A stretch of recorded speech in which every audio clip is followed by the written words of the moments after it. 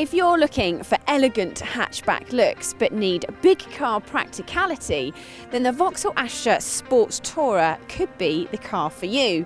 It's the estate version of the Vauxhall Astra hatchback and it's undergone a bit of a facelift. It is a sleek and well-proportioned machine that would not look out of place parked next to traditionally more upmarket brands. The facelift benefits from a restyled front bumper and grille as well as new lights. The back sees a minor change to the boot and a bit of extra stylish chrome.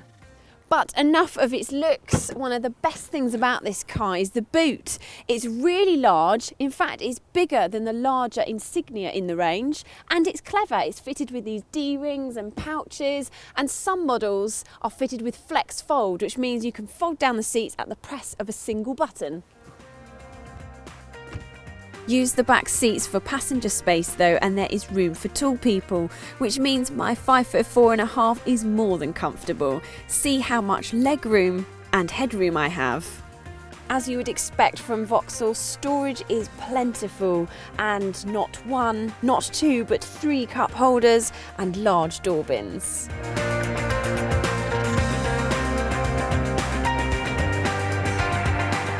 There is plenty of choice when it comes to engines, but the best ones to go for are the diesels because they don't feel so strained pulling the extra weight of the estate around. They return good Mpgs and they don't cost much to tax.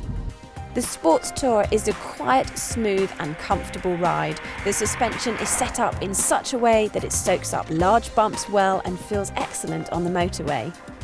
Take it onto country roads though, where the surface is less predictable and it doesn't feel quite so refined, but that is being really picky. Now it's time for some real negatives. The steering is, well, vague. I'd really like some more feedback through this wheel and I'm just not getting it. A Ford Focus Estate is better to drive than this.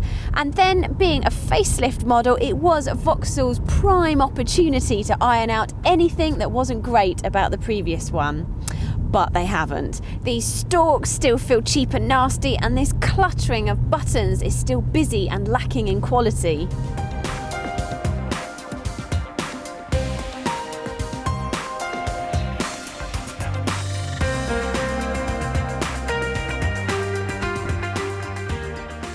As is the key.